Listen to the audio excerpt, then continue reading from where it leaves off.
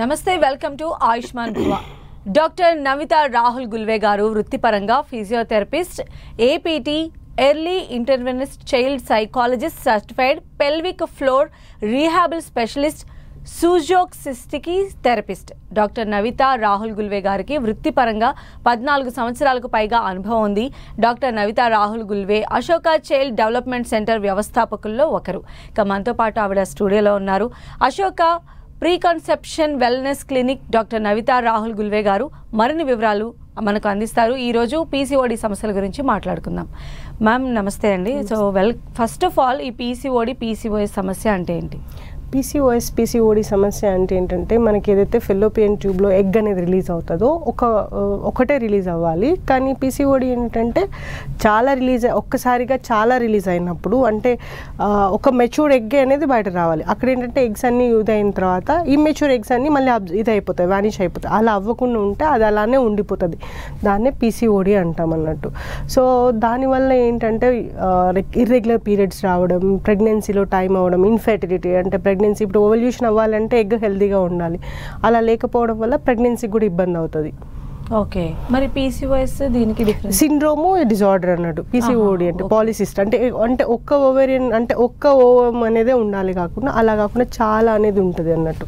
అది సో అంటే వాటిని మనం ఎలాగా తీసేయచ్చు అంటారు? ఒకటి మనం ఏంటంటే హెల్తీ డైట్ అనేది ఉంటుంది. పెల్విక్ మజిల్స్ని స్ట్రెంథన్ చేయాలి. అండ్ మన లైఫ్ స్టైల్ ఏదైతే ఉందో అది చేంజ్ చేసుకోవాలి. కొన్ని సిస్ట్ ఏంటంటే అలానే ఉండిపోతాయి. దానికి సర్జికల్ రిమూవ్, అది ఎక్స్టెండ్ అయినప్పుడు చాలా ఇది అయినప్పుడు లాస్ట్లో సర్జికల్ ప్రొసీజర్ అంటాం. దానికంటే ముందు ఏంటంటే యాక్చువల్లీ మెయిన్ పీసీఓడి ఎందువల్ల వస్తుందంటే హార్మోనల్ ఇంబ్యాలెన్స్ వల్ల వస్తుంది. మనం వెయిట్ గెయిన్ అయినప్పుడు వస్తుంది. అండ్ మనకి ఇన్సులిన్ రెసిస్టెంట్ ఉన్నప్పుడు వస్తుంది అన్నట్టు పీసీఓడి అనేటివి. ఓకే, అయితే ఈ పీసీఓడి సమస్య ఉన్న వాళ్ళు ప్రెగ్నెంట్ అవటం కష్టం అంటారా?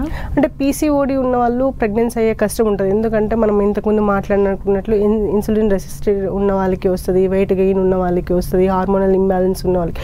హార్మోనల్ ఇంబ్యాలెన్స్ ఉంది అని అనుకోండి, అబార్షన్ అయ్యే ఛాన్సెస్ ఉంటుంది. సో పీసీ ఉండడం వల్ల ఇవన్నీ ప్రాబ్లమ్స్ అవుతాయి. అందుకనే మనకు పీసీఓడి ఉంటే ప్రెగ్నెన్సీకి ప్రాబ్లం అవుతుంది. అందుకనే మనం healthy diet, life style and regular exercises ఇవన్నీ మెయింటైన్ చేయడం వల్ల పీసీఓడి అనేది తగ్గింది అనుకోండి ప్రాబ్లం. దీంతో పాటు ఏంటంటే ఫేస్ మీద, నెక్ మీద, చెస్ట్ మీద, బ్యాక్ మీద అంటే మేల్ సిమ్టమ్స్ కూడా కొన్ని విధంగా హెయిర్ అనేది గ్రోత్ అవుతూ ఉంటుంది. సో మనం దీన్ని కంట్రోల్ చేసుకున్నట్లయితే మనం నెక్స్ట్ ప్రెగ్నెన్సీకి ప్లాన్ చేసుకోవచ్చు.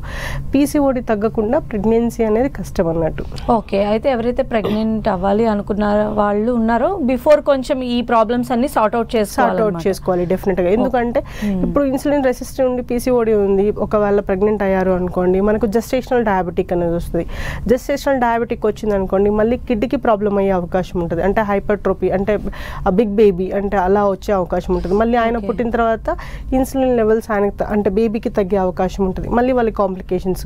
సో ఇన్ని చూడడం కంటే మనం ఏదైతే ప్రైమరీగా ఉందో ఆ ప్రాబ్లమ్స్ అన్ని సార్ట్ అవుట్ చేసి తర్వాత ప్రెగ్నెన్సీకి ప్లాన్ చేసుకున్నట్లయితే everything will be fine. So ఈ మధ్యకాలంలో ఏంటంటే అంటే మెన్స్ట్రల్ సైకిల్ స్టార్ట్ అయినప్పటి నుంచి ఇలాంటి సమస్యలు చాలా మంది 44 వరకు పీసీఓడి వచ్చే అవకాశం అనేది ఉంటుంది. స్ట్రెస్ వల్ల రావచ్చు, లైక్ మనం ఇంతకుముందు మాట్లాడుకున్న దాని కారణాల వల్ల కూడా వచ్చే అవకాశం అనేది ఉంటుంది. ఓకే, అయితే ఈ మధ్య కాలంలో మరో ప్రాబ్లం ఏంటంటే యూరినర్ ఇది అంటే దగ్గినప్పుడు కానీ తుమ్మినప్పుడు కానీ కొంతమందిలో ఏంటంటే యూరిన్ కంట్రోల్ అవ్వదు, వచ్చేస్తుంటే మెయిన్ దానికి రీజన్ ఏంటంటే యూరినరీ ఇన్కాంటినెన్స్కి అంటే కొంతమందికి ఏజ్తో వస్తుంది, కొంతమందికి పెల్విక్ ఫ్లోర్ మజిల్స్ ఉంటాయి. అంటే మనకి హిప్ బోన్ చుట్టూ మనకు కొన్ని మజిల్స్, లిగమెంట్స్ అనేటివి మనం బ్లాడర్ని కంట్రోల్ చేయడానికి కొన్ని మజిల్స్ అంటే పట్టి ఉంచడానికి ఉంటుంది. ఇప్పుడు పెద్దవాళ్ళలో ఎందుకు వస్తుంది అని అంటే హిస్టెక్టమీ అంటే మనకి యూట్రస్ రిమూవ్ చేసినప్పుడు యూరినరీ ఇన్కాంటినెన్స్ వచ్చే అవకాశం ఉంటుంది. కానీ చిన్న వాళ్ళల్లో కూడా ఉంది అని అంటే ఇప్పుడు బెడ్ వెట్టింగ్ కూడా చేస్తుంటారు. కొంతమందికి స్ట్రెస్, ఇప్పుడు చిన్నపిల్లలు కళ్ళ పడితే యూరిన్ అనేది బెడ్ వెట్ చేస్తుంటారు. పెద్దవాళ్ళకి మనం టీనేజ్ పిల్లలు కూడా చేస్తుంటారు యూరిన్ లీక్ అవ్వడం అన్న స్ట్రెస్ ఎక్కువైనా కూడా, లేకపోతే అర్జ్ ఇన్కాంటినెన్స్ అంటాం. ఈ ఇన్కాంటినెన్స్ అనేది ఏంటంటే ఇప్పుడు మనం ఏదైనా స్ట్రెస్లో ఉన్నా కూడా ఇది అవుతుంది. And pelvic floor muscles main వీక్గా ఉండడం వల్ల యూరినరీ ఇన్కాంటినెన్స్ అనేది ప్రాబ్లం ఎక్కువ అవుతుంది. సో మనం అది బ్లాడర్ అనేది హోల్డ్ చేయాలి. సో బ్లాడర్ని హోల్డ్ చేయాలంటే ఫస్ట్ మనకు యూరిన్ అనేది మనకు 500 ml రాకముందే బ్రెయిన్ ఇంటిమేట్ చేస్తుంది, you need to urinate the pass అని. కానీ మనం ఏదైనా వర్క్లో ఉన్నాం, నౌ ఐ కెన్ కంట్రోల్ అని అలానే వర్క్ చేస్తుంటాం. కానీ వాష్రూమ్కి దగ్గరికి వెళ్ళేసరికి అర్జ్ అయిపోతుంది, దాన్ని అర్జ్ ఇన్కాంటినెన్స్ అంటాం.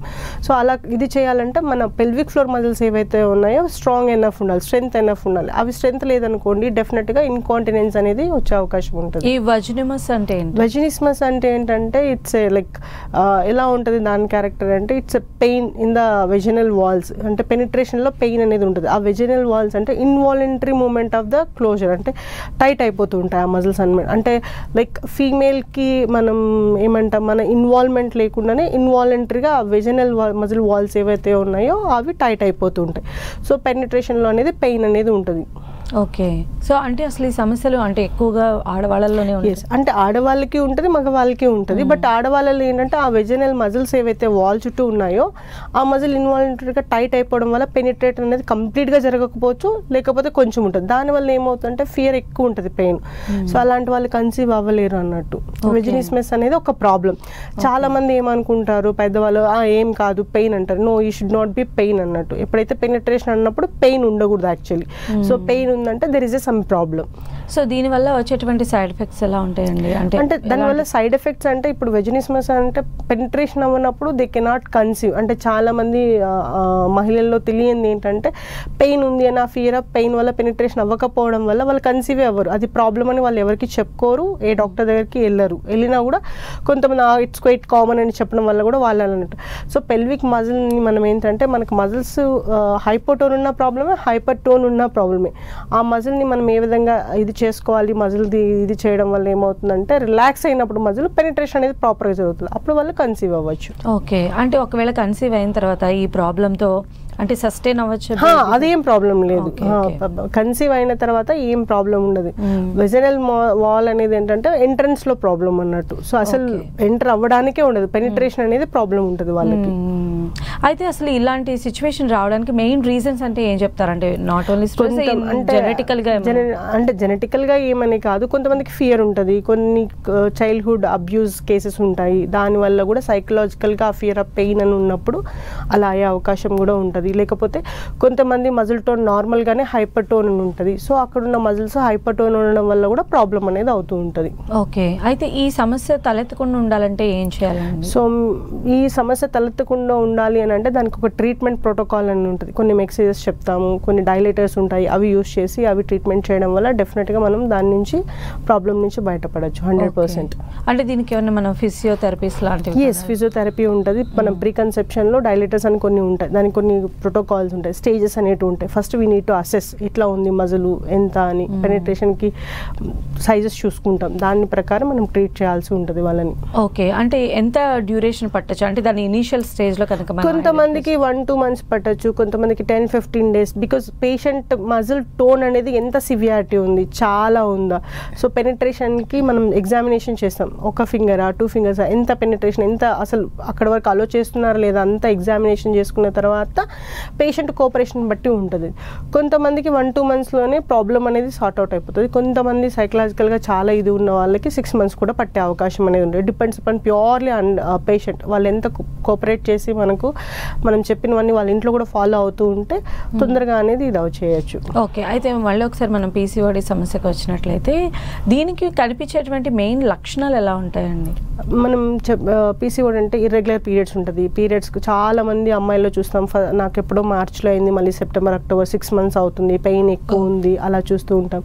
ప్రతి మెన్స్ట్రువల్ సైకిల్లోనూ వాళ్ళకి పెయిన్ అనేది ఉంటుంది. నాకు రైట్ సైడే పెయిన్ అంటారు, లెఫ్ట్ సైడే పెయిన్ అంటారు మామూలుగా. సో అలాంటి ప్రాబ్లమ్స్ ఉండొచ్చు. మనం ఇంతకుముందు మాట్లాడుకున్నట్లు హెయిర్ గ్రోత్ ఉండొచ్చు. ఇవన్నీ మనకి ఈ లక్షణాలే. మళ్ళీ బ్లాక్ అవుతూ ఉంటుంది. సో ఇన్సులిన్ రెసిస్టెంట్ ఉన్నా కూడా పీసీఓడి వచ్చే అవకాశం అనేది ఉంటుంది. ఇవన్నీ లక్షణాలు. అయితే దీన్ని మనం అసలు ఎలా ఐడెంటిఫై చేయాలంటారు? అంటే ఎలాంటి టెస్ట్లు చేయించుకుంటే బెస్ట్? అల్ట్రాసౌండ్ అబ్డామిన్ చేసినట్లయితే మనకు క్లియర్గా తెలుస్తుంది. Uterus, fallopian tubes, ovarian cyst ఉందా లేదా, సిస్ట్ ఉంటే ఎంత సైజ్ ఉంది, ఎంత ఎంఎంలో ఉంది, అంత క్లియర్ పిక్చర్ మనకు త్రూ అల్ట్రాసౌండ్ అబ్డామిన్ ఇన్వెస్టిగేషన్ తర్వాత తెలుస్తుంది. అయితే ఈ మనం ప్రెగ్నెంట్ అవ్వడానికి ఫెలోపియన్ ట్యూబ్స్ కూడా మెయిన్ అవే కదా. సో వాటికి సంబంధించి ఏముంటుందండి? అంటే ఇప్పుడు ఇక్కడ ఓవంని తీసుకొని రావాలి, అక్కడ ఓవల్యూషన్ అనేది అవ్వాలి. ఓవంని తీసుకొని రావాలంటే ప్రాపర్ ఓవం ఎగ్ అనేది రిలీజ్ అవ్వాలి. మనం పీసీఓడి అంటే ఏంటి, అలా మల్టిపుల్ ఎగ్స్ అనేటివి ఉంటాయి. ఆ మల్టిపుల్ ఎగ్స్ నుంచి ఒక ఎగ్స్ ఇటు వచ్చిన తర్వాత అది మొత్తం వానిష్ అయిపోతుంది. పీసీఓడిలో ఏంటంటే అవి అట్లనే గట్టిపడిపోతాయి, ఆ సిస్ట్ లాగా తయారవుతుంది. దాన్నే పీసీఓడి అని అంటాం అన్నట్టు. దానివల్ల మనకు ఓవల్యూషన్ అనేది సరిగా జరగదు, ఫెర్టిలైజేషన్ జరగదు. ఓవల్యూషన్ ఫెర్టిలైజేషన్ జరిగినప్పుడు కన్సీవ్ అవ్వలేరు. ఓకే. అయితే మెయిన్గా ఓబెస్ ఉన్న వాళ్ళకి కూడా ఇలాంటి పీసీఓడి ప్రాబ్లమ్స్ వస్తాయని మీరు చెప్తూ ఉన్నారు. అంటే వాళ్ళు ఎలాంటి జాగ్రత్తలు తీసుకోవాలంటారు, ఎస్పెషల్లీ ఓవర్ వెయిట్ ఉన్న వాళ్ళు? ఓవర్ వెయిట్ ఉన్న వాళ్ళు వాళ్ళ డైట్ మెయింటైన్ చేసుకోవాలి, లైఫ్ స్టైల్ మార్చుకోవాలి, డెఫినెట్గా రెగ్యులర్ ఎక్సర్సైజ్ చేసుకోవాలి. ఎక్సర్సైజ్ అనేది ఇవాళ రేపు ఏదో ఫార్మాలిటీ, మనకు నెక్ పెయిన్ బ్యాక్ పెయిన్ ఉంది లేకపోతే పీసీఓడి ఉంది అని కాదు. సో మనకు రెగ్యులర్ అనేది ఇట్స్ బయాలజికల్ నీడ్. మనకు వాటర్, గాలి, తిండి ఎంత అవసరమో మన బాడీకి ఎక్సర్సైజ్ కూడా అంతే అవసరం. సో మనం దానికి రెస్పెక్ట్ ఇచ్చి డెఫినెట్గా ఎక్సర్సైజ్ అనేది చేయాలి. బట్ ఈ PCOD, pelvic floor muscles week ఉన్నప్పుడు దానికి స్పెసిఫికేషన్ ఉంటుంది. ఇప్పుడు మనం నెక్ పెయిన్, బ్యాక్ పెయిన్కి ఎలా పెక్యులర్ ఎక్సర్సైజెస్ ఉంటాయో అలాగే మన పెల్విక్ ఫ్లోర్ మజిల్స్ కూడా స్పెసిఫికేషన్ ఉంటాయి. ఈ మజిల్ని స్ట్రెంథెన్ చేయాలి, ఈ మజిల్ వీక్ ఉంది అని మనం ఎగ్జామినేషన్లో తెలుస్తుంది.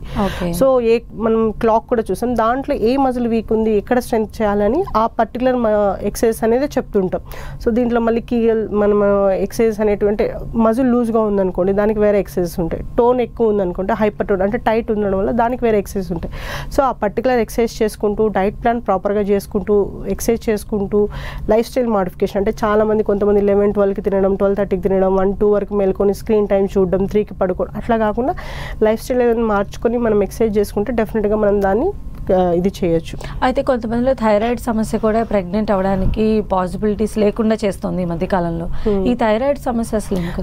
థైరాయిడ్ ప్రాబ్లం అనేది ఇట్స్ హార్మోనల్ ఇంబ్యాలెన్స్. అది చాలా మందిలో అంటే ప్రెగ్నెన్సీకి దాని వల్లనే అని ప్రాబ్లం కాదు. చాలా మంది హైపర్ థైరాయిడ్ ఉన్న వాళ్ళు డెఫినెట్గా కన్సీవ్ అవ్వగలరు, వాళ్ళ పిల్లలు కూడా they can give the birth, పిల్లలు ఇది చేస్తారు. కానీ ఏంటంటే ఎప్పుడైతే మనం థైరాయిడ్ని ప్రాపర్గా మెయింటైన్ చేయట్లేదు, మనం ఇచ్చిన టాబ్లెట్స్ ఏవైతే ఉన్నాయో, డాక్టర్ చెప్పిన ఏదైతే ప్రిస్క్రైబ్ చేస్తారో దాని ప్రకారం ఫాలో చేయకుండా, ఎక్సర్సైజ్ చేయకుండా, డైట్ ఏదైతే ఫాలో అవ్వకుండా ఉంటామో డెఫినెట్లీ హార్మోనల్ ఇంబ్యాలెన్స్ అనేది బాడీలో ఉంటే ఫీటస్ అనేది కాపాడలేదు కదా. సో డెఫినెట్గా అబార్షన్ అయ్యే ఛాన్సెస్ ఉంటుంది. సో మనకి ఏదైతే హార్మోనల్ ఇంబ్యాలెన్స్ థైరాయిడ్ హైపర్ కానీ మనం ప్రాపర్గా మనం మెయింటైన్ చేసినట్లయితే మనకి ఎటువంటి ప్రాబ్లం అనేది రాదు. సో మనకు థైరాయిడ్ ప్రాబ్లం ఉంది ఇప్పుడు, like for example hair loss ఎక్కువ అవుతుంది, హెయిర్ ముస్టాచ్ కానీ ఇక్కడ చిన్న దగ్గర కానీ, పీసీఓడికి దీనికి లక్షణాలు కొంచెం సిమిలర్ ఉంటాయి. సో అలా ఉన్నప్పుడు డెఫినెట్గా మనం బ్లడ్ టెస్ట్ చేయించుకున్న తర్వాత ప్రాబ్లం ఉంది, ఇట్లా ఉంది అంటే దానికి తగ్గట్టు మనం డాక్టర్ని కలిసి, ఎండోక్రైనాలజిస్ట్ని కలిసి థైరాయిడ్ గురించి చెప్తారు. సో దాన్ని మనం ప్రాపర్గా ఇది చేసినట్లయితే మనకు ప్రెగ్నెన్సీకి ఎటువంటి ప్రాబ్లం రాదు. కొంతమందికి జెస్టేషనల్ థైరాయిడ్ అని వస్తుంది. జెస్టేషనల్ థైరాయిడ్ అంటే ఓన్లీ ప్రెగ్నెన్సీ టైంలో వస్తుంది థైరాయిడ్. కొంతమందికి ఆఫ్టర్ డెలివరీ కంటిన్యూ అవ్వచ్చు, అవ్వకపోవచ్చు. సో అప్పుడు మన గైనక్ ఎవరైతే ఉన్నారో వాళ్ళు కూడా ప్రాపర్గా మెడికేషన్ అనేది సజెస్ట్ చేస్తారు. దాని ప్రకారం చేసుకున్నట్లయితే బేబీకి ఏం ప్రాబ్లం రాదు. ఒకవేళ మనం కానీ టాబ్లెట్స్ కానీ అంటే డాక్టర్స్ ఎవరైతే ప్రిస్క్రైబ్ చేసినారో గైనిక్ థైరాయిడ్కి సంబంధించి మెడికేషన్, అది మనం ప్రాపర్గా తీసుకోకపోతే పిల్లలు ఇంటలెక్చువల్ డిజేబిలిటీ అని చూడొచ్చు. అంటే వాళ్ళ బ్రెయిన్ మెచ్యూరిటీ ఏదైతే ఉందో, మెంటల్ ఎబిలిటీ ఏదైతే ఉందో అది తగ్గుతూ ఉంటుంది. సో డెఫినెట్గా అంటే వాళ్ళ మైల్ స్టోన్స్ కూడా డిలే అయ్యే అవకాశం ఉంటుంది. సో ఏది వచ్చినా మనం ప్రాపర్ గైడెన్స్తో ప్రాపర్గా అనేది మనం చూసుకున్నట్లయితే డెఫినెట్గా అవుట్ ఆఫ్ ఇట్ అనేది అవ్వచ్చు. ఓకే. అయితే ఈ థైరాయిడ్, పీసీఓడి కలిపి ఉండే ఛాన్సెస్ ఎంతవరకు ఉంటాయంటారు? లేదా ఉండొచ్చు దానికి అంటే ఇంకా వాళ్ళకి ఇంకా కాంప్లికేషన్స్ ఎక్కువ ఉంటాయి కదా. అంటే కాంప్లికేషన్స్ ఏంటంటే ఏది ఉన్నా కాంప్లికేషన్ ఉంటుంది. మనం ప్రాపర్గా మెయింటైన్ చేస్తే మనకి ఏది ప్రాబ్లం కాదు. ఇప్పుడు థైరాయిడ్ ఉన్నా మనం దాన్ని ప్రాపర్గా మెయింటైన్ చేయకపోతే డెఫినెట్గా అబార్షన్ అయ్యే ఛాన్సెస్ ఉంటాయి. పీసీఓడి ఉంది, దాన్ని మనం దాన్ని ట్రీట్ చేసుకోవట్లేదు, మనం ఏది లైఫ్ స్టైల్ ఎక్సర్సైజ్ ఏం చేయట్లేదు, దాన్ని ఏం పట్టించుకోవట్లేదు అంటే ఎక్సెస్ గ్రోత్ ఉంటుంది. చాలామంది ఆడవాళ్ళు చిన్ కింద చేస్తుంటారు, ముస్టాచ్ కింద హెయిర్ వస్తూ ఉంటుంది, చెస్ట్ కింద ఉంటుంది, బ్యాక్లో వస్తుంటుంది హెయిర్.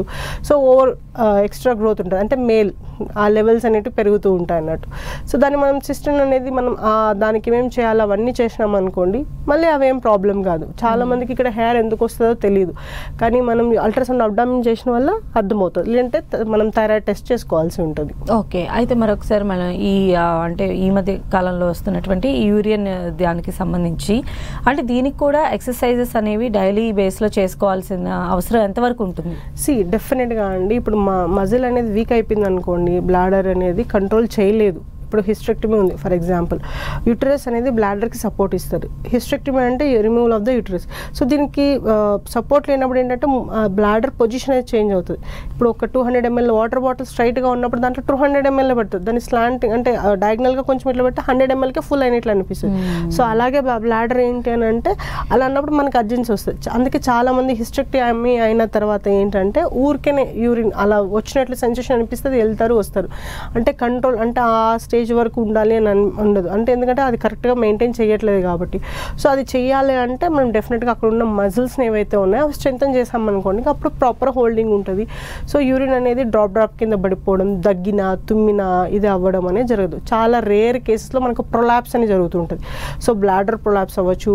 అప్పుడు అయినప్పుడు ఏంటంటే కొన్ని ఇంకా దాంట్లో స్టేజెస్ ఉంటాయి, grade 1 grade 2 అలా ఉన్నప్పుడు లాస్ట్ స్టేజ్ ఇంకేమైనా ఇంకా దానికి మనం ఎక్సర్సైజ్ చేసినా ఏం థెరపీ చేసినా ఏం చేంజ్ రావట్లే అంటే వాళ్ళు సర్జరీకి వెళ్ళాల్సి ఉంటుంది, స్టిచెస్ అనేది వేస్తారు. ఓకే, మెడికేషన్ త్రూ ఎంతవరకు కంట్రోల్ చేయొచ్చు అంటే? మెడికేషన్ త్రూ అనేది చేయలేము. ఎందుకు అని అంటే ఇప్పుడు మజిల్ అనేది వీక్ ఉంది కదా, మజిల్ ని టైట్ చేయాలంటే we need to do the strengthening exercises.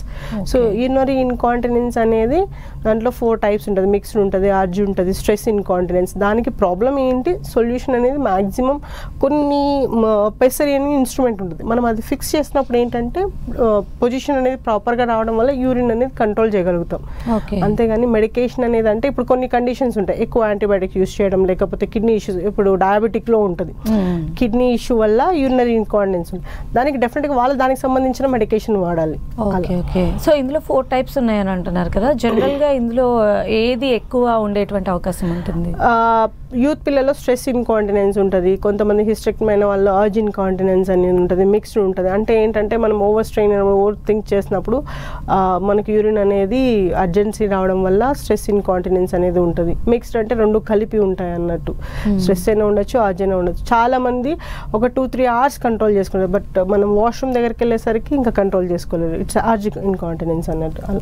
Okay, అయితే ఇప్పుడు మన అశోకా చైల్డ్ వెల్నెస్ సెంటర్లో దీనికి సంబంధించి ఎలాంటి థెరపీస్ అవి సజెస్ట్ చేస్తుంటారు? మనకి అక్కడ మొడాలిటీస్ ఉన్నాయి, మజిల్ని స్ట్రెంథ్ చేయడానికి మొడాలిటీస్ ఉన్నాయి, మజిల్ని స్ట్రెంథ్ చేస్తాం. అండ్ వాళ్ళు ఏ విధంగా ఎక్సర్సైజ్ చేసుకోవాలి, ఏ విధంగా డైట్ ప్లాన్ అనేది మెయింటైన్ చేయాలి, వాళ్ళ స్లీపింగ్ ప్యాటర్న్స్, ఎవ్రీథింగ్ దానికంటూ మనకు చార్ట్స్ కూడా ఉంటాయి, ఒక టైం టేబుల్ ఉంటుంది, యూరిన్ అంటే యూరిన్ ఎలా కంట్రోల్ చేసుకోవాలి ఏంటి అని అవన్నీ చూసిన తర్వాత మనం వాళ్ళకి గైడ్ లైన్స్ ఇస్తాం. దాంతోపాటు మొడాలిటీస్ ఏమైనా అవసరము అంటే అవి డెఫినెట్గా చేస్తాం. లేదు వాళ్ళు ఫిజికల్ యాక్టివిటీస్ చేయడం వల్లే మజిల్ స్ట్రెంత్ అవుతుంది, కొంతమంది చాలా వీక్ ఉంటుంది, definitely we have to use modalities త్రూనే మనం స్ట్రెంత్ అంటే మజిల్ కాంట్రాక్టేషన్ రిలాక్సేషన్ అనేది చేయగలుగుతాం. కొంతమందికి మొడాలిటీస్ అవసరం లేదు, వాళ్ళ ఫిజికల్ యాక్టివిటీ ఏదైతే ఉందో మనం చెప్పే ఎక్సర్సైజ్ త్రూ వాళ్ళు స్ట్రెంత్ అనేది చేసుకోవచ్చు. సో అశోకాల ప్రీకన్సెప్షన్ వెల్నెస్లో మనం ఏంటంటే మెయిన్లీ వాళ్ళ డైట్ ప్లాన్తో పాటు వాళ్ళ ఫిజికల్ యాక్టివిటీస్ మీద కూడా మనం వర్క్ చేస్తూ ఉంటాం అన్నట్టు. అందువల్ల డెఫినెట్గా చేంజెస్ వస్తుంది. సో అంటే ఇప్పుడు జనరల్గా మీరు చెప్పిన దాని ప్రకారము ఎవ్రీడే మనం ఎంత సమయం దీనికి కేటాయించాల్సి ఉంటుంది అంటారు? మామూలుగా ఎక్సర్సైజ్కి అయితే మినిమం ఒక 30 to 40 minutes డెఫినెట్గా మనం స్పెండ్ చేయాల్సి ఉంటుంది. It's for your body, for your health, definitely మనం స్పెండ్ చేయాల్సి ఉంటుంది.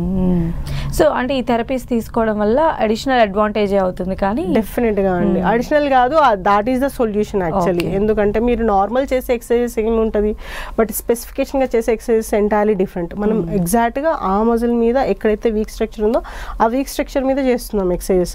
సో మనకు అది చాలా హెల్ప్ అవుతుంది. మనం చూసే రోజు చేసే వార్మప్ ఎక్సర్సైజ్ డిఫరెంట్ ఉంటుంది, పెల్విక్ ఫ్లోర్ మజిల్స్ ఎక్సర్సైజెస్ అనేవి డిఫరెంట్ ఉంటాయి. ఓకే, అయితే ఇప్పుడు ఫస్ట్ మీ దగ్గరికి వచ్చారు, దీనికి సంబంధించి ప్రాబ్లం అని చెప్పారు. సో దీనికి సంబంధించి మీరు గైడెన్స్ కూడా ఇచ్చారు. ఆ తర్వాత కూడా పేషెంట్కి మీ అసిస్టెన్స్ అనేది ఉంటుందా? ఖచ్చితంగా చాలా మందికి అవసరం ఉండకపోవచ్చు. కొంతమందికి ఏంటంటే ఇప్పుడు ఫర్ ఎగ్జాంపుల్ బిఫోర్ మా ప్రెగ్నెన్సీ వచ్చారు, మన దగ్గర యూరినరీ ఇన్కాంటినో వెజినిస్మస్ ఏదో ప్రాబ్లమ్ తోటి వచ్చారు, మనకు క్లియర్ అయిపోయింది. But urinary incontinence normal delivery ఇచ్చిన వాళ్ళు మజిల్ స్ట్రెంత్ చేసుకోలేదు అనుకోండి, మళ్ళీ ప్రాబ్లం అయ్యే అవకాశం ఉంటుంది. సెక్షన్లో కూడా ప్రాబ్లం అయ్యే అవకాశం ఉంటుంది, ఎందుకంటే లేయర్ బై లేయర్ కట్ చేయడం వల్ల కూడా ఇది ఉంటుంది. సో డెఫినెట్గా అప్పుడు మనం చెప్పిన ఎక్సర్సైజ్ కొంతమందికి వాళ్ళు ఆల్రెడీ ఐడియా ఉంటుంది కాబట్టి వాళ్ళు చేసుకుంటారు. కాకపోతే ఎప్పటి నుంచి చేయాలి, సెక్షన్ కానీ నార్మల్ డెలివరీ అయిన తర్వాత ఎప్పటి నుంచి పోస్ట్ నెటల్ ఎక్సర్సైజెస్ అంటాం, అవి ఎప్పటి నుంచి చేయాలి అనేది చాలా ఇంపార్టెంట్.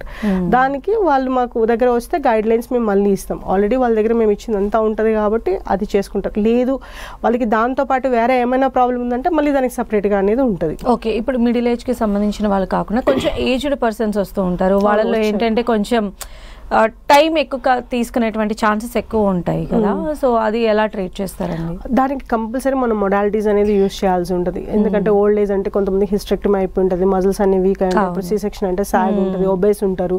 సో ఆ మజిల్స్ అన్ని స్ట్రెంథెన్ చేయాలంటే మొడాలిటీస్ తో పాటు ఎక్సర్సైజెస్ అనేది చెప్తాం. వాళ్ళకి కంపల్సరీ మొడాలిటీస్ హెల్ప్ అనేది కావాల్సి ఉంటుంది ఆ మజిల్ ని పర్టికులర్ గా కాంట్రాక్షన్ రిలాక్సేషన్ చేయడానికి. ఓకే, ఈవెన్ పీసీఓడికి సంబంధించి కూడా ఇలానే ఉంటుందా ప్రొసీజర్? పీసీఓడికి సంబంధించింది కూడా ప్రొసీజర్ ఆల్మోస్ట్ ఇలానే ఉంటుంది. ఓకే, అయితే మీరు డైట్ కి సంబంధించి కూడా అంటే పీసీఓడి ఉన్న వాళ్ళు కానీ థైరాయిడ్ ఉన్న వాళ్ళు కానీ హార్మోనల్ బ్యాలెన్స్ చేసుకోవడం ఖచ్చితంగా డైట్ తీసుకోవాలని చెప్తారు. డైట్ మ్యాండేటరీ, డైట్ ఎక్సర్సైజెస్ ఇవాళ రేపు అంటే ఎందుకు అని అంటే ఇవాళ జంక్ ఫుడ్ వీటి వల్ల ఏమవుతుందంటే మనకు తెలియకుండానే మనకు చాలా చాలా చేంజెస్ వస్తున్నాయి బాడీలో. సో దాంతోపాటు ఎక్సర్సైజ్ చేస్తూనే ఆ మెటబాలిజం అనేది మనం మెయింటైన్ చేయగలుగుతాం. మన బాడీ మెటబాలిజం కానీ హార్మోన్ కానీ బ్యాలెన్స్డ్గా ఉంటేనే ప్రాపర్గా ఉంటుంది. అయితే వచ్చిన తర్వాత మనం ఇలాంటి థెరపీస్ తీసుకునే కన్నా prevention is better than cure అంటారు. ఎగ్జాక్ట్లీ.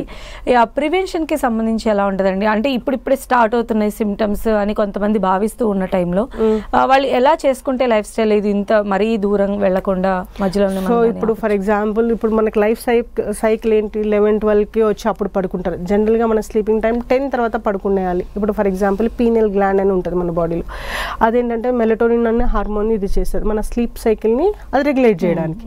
మనం పడుకునేది 12కి 1కి, అది దాని టైం 11 to 3. మనం పడుకునేది 1-2కి, దానికి 1 hour టైం. సో ఎంత డిస్టర్బెన్స్ అనేది జరుగుతుంది. సో అలా కాకుండా మన లైఫ్ స్టైల్ అనేది ఎప్పుడు లేవాలి, ఎప్పుడు తినాలి, ఏ టైంకి ఏది తినాలి అంటే మనం టైం కూడా చూసుకోం. ఎప్పుడు పట్టినా అవైలబిలిటీలో ఉంటే తినడం తిరగడం అట్లా ఉంటుంది. అట్లా కాకుండా ఈ టైంకి ఈ ఎక్సర్సైజెస్ అనేసి ఈ స్లీపింగ్ ప్యాటర్న్స్ అనేది డైట్ ప్రాపర్గా మెయింటైన్ చేసుకుంటే హెల్దీగా అనేది ఉండొచ్చు. ఓకే, అయితే ఇప్పుడు ఒకవేళ చాలా మంది కూడా ఈ సమస్యలతో వెంటనే థెరపిస్ట్ల వరకు వెళ్ళరు, సమ్ మెడికేషన్స్ వాడుతూ ఉంటారు. అందులో కూడా అలోపతి, హోమియోపతి, ఆయుర్వేదం ఇలా వాడుతూ ఉంటారు కదా. సో దీనిపైన మీ ఒపీనియన్ ఏంటి? ఏ టైంలో థెరపిస్ట్ ని కలిసినట్లయితే బెటర్ రిజల్ట్స్ అనేవి ఉంటాయంటారు? మీరు స్టార్టింగ్ లోనే మనం ఎక్సర్సైజ్ స్టార్ట్ చేసి మొడాలిటీస్ మనకి ఏవి అవసరం అనుకుంటేనే అక్కడ వరకు వెళ్ళి మీరు చేసుకుంటే ప్రాబ్లం అనేది పెద్దగా అవ్వదు. మనం ట్రైలర్ అండర్ బేస్ కింద అన్ని చేసి లాస్ట్ వరకు వస్తే దీనికి కూడా టైం అనేది ఎక్కువ తీసుకుంటారు. మీరు ఫస్టే చెప్పారు ప్రికాషన్ ఇస్ ద బెటర్ దానికి. అలానే early identification and intervention is the చాలా చాలా బెస్ట్. సో మీరు అర్లీగా ఐడెంటిఫై చేసి ఇంటర్వ్యూన్ చేశారనుకోండి ప్రాబ్లం అనేది పెద్దగానే అవ్వదు. ఇప్పుడు ఫర్ ఎగ్జాంపుల్ చాలా మంది ప్రెగ్నెన్సీకి బేబీ అనేది ఉండట్లేదు స్టిచెస్ అంటారు. సో మనం అదే మన మజిల్ని స్ట్రెంథన్ చేసుకోవాలంటే ఆ స్టిచెస్ వరకు వెళ్ళాల్సిన అవసరమే లేదు. సో మనం ఎప్పుడైనా సరే ప్రికాషన్ అన్నట్టుగా మనకు అనిపించింది అని అంటే ఇవాళ రేపు మనం దాన్ని లేట్ చేయకుండా తొందరగా చేసుకున్నాము అనుకోండి, సజెషన్స్ తొందరగా ఉన్నట్టు ఎక్కువ ట్రీట్మెంట్ ప్లాన్స్ ఎక్కువ ఏమి ఉండవు అండ్ మీకు తొందరగా కూడా నయం అయిపోతుంది. అంటే తొందరగా మజిల్ స్ట్రెంత్ చేసినప్పుడు మీకు ప్రాబ్లం అనేది క్రానిక్ అవ్వదు కదా, తొందరగానే ఇది అవుతుంది, ప్రాబ్లం సొల్యూషన్ అయిపోతుంది. సో ఫైనల్ గా ఏం చెప్తారు ఇలాంటి ప్రాబ్లమ్స్ మీ దగ్గరకు వచ్చేటువంటి వాళ్ళకి? సో నేనేమంటున్నా అంటే ఉమెన్ అనేది ఇప్పుడు చాలా వరకు మనం అవి షేర్ చేయాలంటే చాలా ఫీల్ అవుతుంటారు, నేను ఎవరికి చెప్పాలి ఏంటి అని. సో ఆ ప్రాబ్లమ్ అలా కాకుండా మనం వెళ్ళి డిస్కస్ చేస్తే అది ప్రాబ్లమా కాదా అని తెలుస్తుంది, అది సీరియసా కాదా, మనం దానికి ఏం ప్రికాషన్స్ తీసుకోవాలి ఇవన్నీ తెలుస్తాయి. ఇప్పుడు ఇది కూడా పెయినా అది కూడా పెయినా అనుకోకుండా ఎస్ డెఫినెట్లీ మీరు చూయించుకుంటేనే పెయిన్ ఉంది అంటే అది ఖచ్చితంగా అబ్నార్మల్ కిందే కదా. Pain is the alarm system of the body. ఇప్పుడు నేను గిచ్చుతున్నాను అంటే పెయిన్ వస్తుంది, ఎందుకు గిచ్చుతున్నాను కాబట్టి పెయిన్ వస్తుంది, నార్మల్గా అయితే పెయిన్ రాదు కదా. సో మనకు పెయిన్ వస్తుంది, అది పెనిట్రేషన్లో పెయిన్ వచ్చినా మామూలుగా పీరియడ్స్ అప్పుడు పెయిన్ వచ్చినా కూడా చాలా మంది పీరియడ్స్ అప్పుడు కామన్ అనుకుంటారు, that is not at all common. So మనకు మజిల్స్ అన్ని లిగమెంట్స్ అన్ని ప్రాపర్గా ఉంటే పెయిన్ అనేది రాదు. ఏదో మైల్డ్ పెయిన్ రావచ్చు కానీ కంప్లీట్గా చాలా మందికి చాలా క్రాంప్స్ వస్తుంటాయి. సో అవి ఎందుకు, ఆ మజిల్లో ఏం ప్రాబ్లం ఉంది. సో మనం పెల్విక్ ఫ్లోర్ మజిల్ మీద వర్క్ చేసినట్లే డెఫినెట్గా ఇవన్నీ సార్ట్ అవుట్ చేయొచ్చు. Right, thank you so much అండి. ఇది ఇవాల్టి ఆయుష్మాన్ భవ. చూస్తూనే ఉండండి 10 TV.